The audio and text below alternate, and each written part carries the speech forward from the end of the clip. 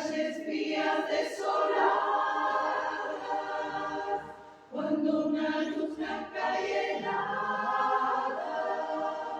hirió mis ojos, y también la vida, la vi brillar, la veo en el silencio. En la desnuda luz miré,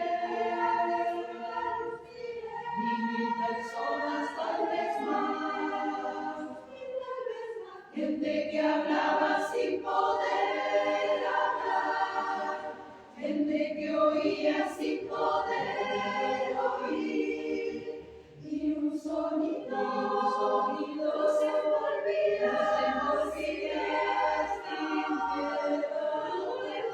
No puedo oír sonido del silencio. Entonces yo les quise hablar, entonces los quise ayudar, quise sentirlos como hermanos, quise tomarlos de las manos.